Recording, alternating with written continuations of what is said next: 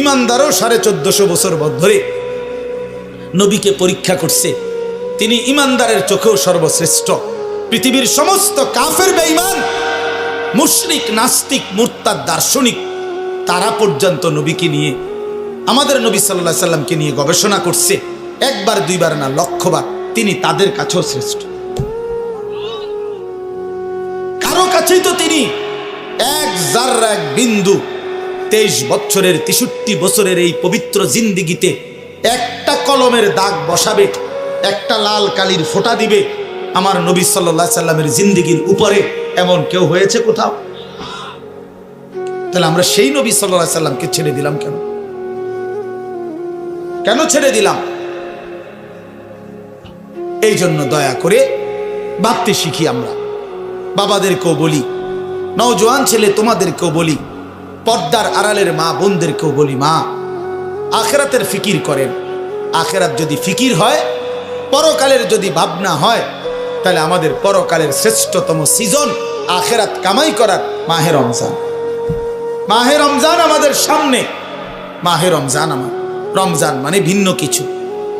রমজান মানে আখিরাতের মাস, রমজান মানে মেহনতের মাস, রমজান মানে পরিশ্রমের মাস, রমজান মানে দুনিয়া ভুলে জান্নাত কামাই করার মাস।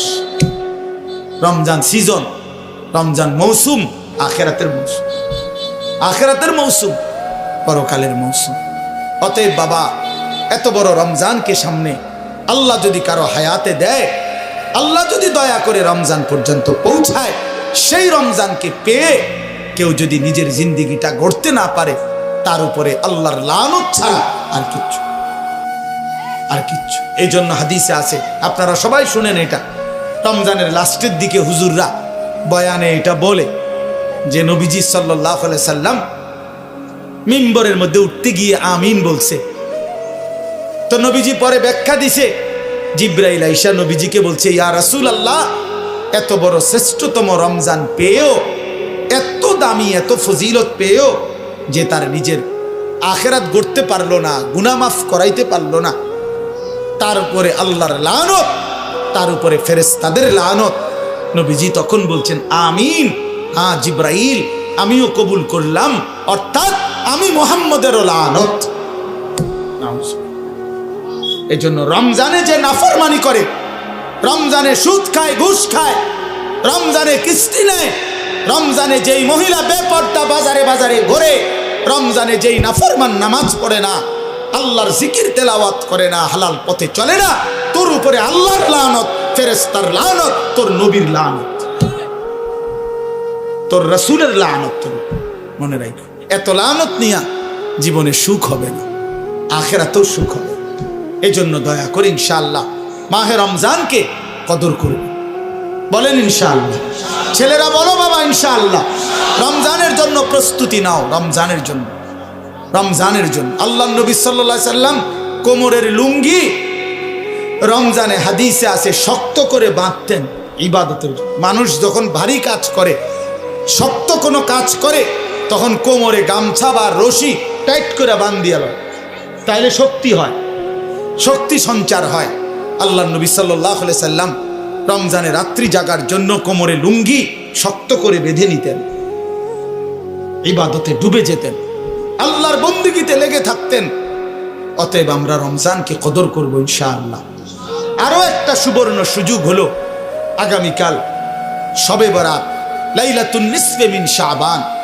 রাসূলুল্লাহ সাল্লাল্লাহু আলাইহি সাল্লামের সাহাবী হযরত মুআজ ইবনে জাবাল থেকে বর্ণিত এই হাদিসটি সহিহ হাদিস। আল্লাহ নবী সাল্লাল্লাহু আলাইহি সাল্লাম বলেন, ইয়াত্তালিউল্লাহু তাআলা ইলা খালকিহি ফি লাইলাতিন নিসফি মিন শাবান ফায়াগফিরু লিজামিই খালকিহি ইল্লা লিমুশরিকিন আও মুশাহিন। আল্লাহ তাআলা শবে বরাতে, শাবানের মধ্যরাতে আল্লাহ তাআলা আসমানে তার বান্দাদের কাছে নেমে আসেন, এবং যেই বান্দা কাঁদতেছে, তওবা করতেছে, ইস্তিগফার করতেছে, দোয়া মাফ চাইতেছে, তো আল্লাহ তাআলা তার এমন অগণিত কোটি কোটি বান্দাকে সারা রাত ভর মাফ করতে থাকেন। এজন্য দোস্ত, শবে বরাত কান্নার রাত, শবে বরাত তওবার রাত, শবে বরাত গুনাহ মাফ চাওয়ার রাত, শবে বরাত একাকী নির্জনে নিজের গুনাহ নিজে স্মরণ করে আল্লাহর কাছে রোনা জারি করার রাত। আমরা এটার উৎসব বানায় নিছি, আমরা মানায় নিছি এটা অনুষ্ঠান। শবে বরাত মানে বিরিয়ানি, শবে বরাত মানে খিচুড়ি, শবে বরাত মানে জিলাপি। না না, আল্লাহর কসম, এটা শবে বরাত কোনো অনুষ্ঠান না, শবে বরাত কোনো উৎসব না, শবে বরাত বিরিয়ানি না, খিচুড়ি না, শবে বরাত ইবাদতের রাত, ইবাদত।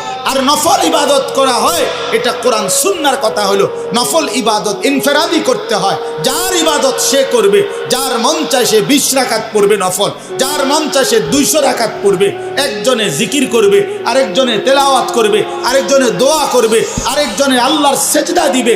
যার যেভাবে মন চায় সে ঘরে হোক, বাইরে হোক, মসজিদে হোক, বারান্দায় হোক, যেখানে হোক, তার শরীরে যতক্ষণ সামর্থ্য কুলায় রাতভর আল্লাহর জিকির, তেলাওয়াত, তাসবিহ, দোয়া, কান্নাকাটি করা, এটাকেই বলে শবে বরাত।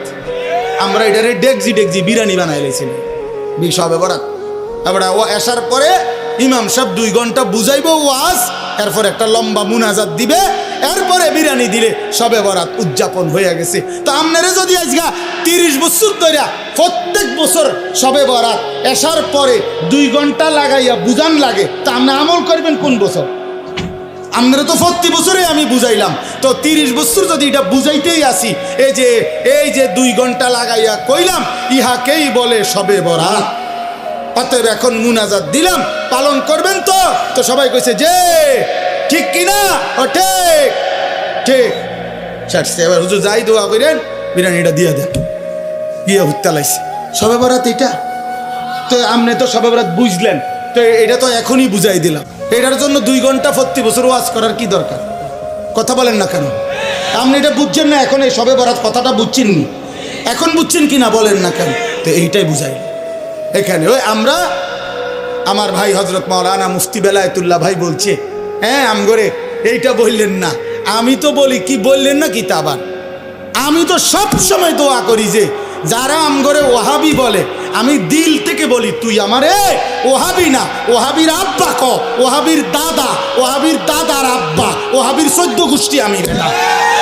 তুই আরো বলিস আল্লাহর কাছে তাহাজ্জুদের সেজদা দিয়া তুই আল্লাহরে বলিস, আল্লাহ তারে ওহাবি হিসাবে কবুল করেন, তারে ওহাবি বানান, তারে ওহাবি বানান। তোমার দোয়া যদি আল্লাহ কবুল করে আমারে ওহাবি বলে, আমি জান্নাতি হয়ে যাব ইনশাআল্লাহ। আমি বললাম ইনশাআল্লাহ। ওহাবি মানে আল্লাহওয়ালা, ওহাবি মানে কি? আল্লাহওয়ালা। এই জন্য তোমার কাছে দোয়া চাইলাম, তুমি আমার লাগে কইও রাইতে, আল্লাহ আনিসুর রহমান আশরাফি তারে ওহাবি বানায় দেন, তারে ওহাবি বানায় দেন, তারে ওহাবি বানায়েন, তার ফুতেরও ওহাবি বানায়েন, তার নাতিরও ওহাবি বানায়েন, তার পুরা ফ্যামিলি ওহাবি বানায় দেন। আমিন আমিন কন। আমি দোয়া চাইলাম আপনার কাছে, আপনার কাছে আমি দোয়া চাই, আপনি আরো কদ্দুর কন আমারে, আল্লাহ যেন আমারে ওহাবি বানায় দেয়। আল্লাহ, আমি ওহাবি হইতে পারলে আমি আল্লাহওয়ালা হইতে পারি। ওহাবি মানে আল্লাহওয়ালা, ওহাব আল্লাহর নাম। কথা বলছো, ওহাবি সৌদি আরবের কারো নাম না, ওহাবি ইন্ডিয়ার কারো নাম না, ওহাব এটা কার নাম? আল্লাহর নাম। তা আপনি আমারে আল্লাহর দিকে সম্বন্ধ করবেন, আপনার তো আমি চা নাস্তা খাওয়ান দরকার। কিন্তু আমার আর একটা মাহফিল আছে দেখে আমি বলতেছি। আল্লাহ কবুল করে নেন, আল্লাহ আমাদের সকলকে কবুল করে নেন। প্রিয় ভাই আমার, বন্ধু আমার, অতএব শবে বরাত ইনশাআল্লাহ আমরা আপনারা ইবাদতের মাধ্যমে কাটাবেন। বলেন ইনশাআল্লাহ। ইবাদত, ইবাদত করেন, ইবাদত, আল্লাহকে ডাকেন, কাঁদেন, কাঁদেন। নবী সাল্লাল্লাহু আলাইহি সাল্লাম হাদিসে আছে, এত লম্বা সেজদা করছেন শবে বরাতকে কেন্দ্র করে রাত্রিতে। হযরত আয়েশা বলেন, ফাআতালা সুজুদ হাত্তা জানানতু আন্নাহু কাদ কুবিজা, আমার মনে হইছে নবী না জানি ইন্তেকাল করছে। তাইলে এত লম্বা সেজদা দিছেন নবীজি। এই জন্য দোস্ত বাপ, ধাক্কা ধাক্কি না কইরা সবাই মিলে আখেরাত ঠিক করেন। আখেরাত চা দোয়ানে ইমানদার বেঈমান ঠিক করেন না। চা দোয়ান ফতুয়ার জায়গা না, কথা বোঝেন নাই? ফতুয়া বোর্ড কি চা দোকানে? চা দোকানে ফতুয়া বোর্ড না। অতএব ধাক্কা ধাক্কি ছেড়ে দিয়ে, কাদা ছুড়াছুরি ছেড়ে দিয়ে আখেরাতের ফিকির করেন, আমিও আপনিও। এই ছেলেরা কোন দিন নামাজ পড়বে এটা ফিকির করেন। মুসলমানের ঘরকে ঘর ছেলে ফজরের নামাজ পড়ে না, আমার এই সন্তানরা নামাজ পড়বে কোন দিন? আমার এই ছেলেরা নামাজ পড়বে কোন দিন? ওরা ফজর পড়বে কোন দিন? খোদার 365 দিনে একটা বছরে বাপ মুসলমানের যে ছেলেটা 18 বছর 16 বছর বয়স, কোনোদিন ফজরের নামাজ পড়ে নাই, খোদার একটা বছর, এটা কিভাবে সম্ভব? এ মুসলমানের বাচ্চা, এ মুসলমানের সন্তান, তাইলে ওর ফিকির কে করবে? ওরে ওরে আল্লাহর দিকে ফিরাবে কে? চোখের সামনে আমাদের ছেলেগুলো বরবাদ হয়ে যাক। তাইলে আল্লাহ আমাদেরকে বুঝ দান করেন, আল্লাহ আমাদেরকে কবুল করে নেন।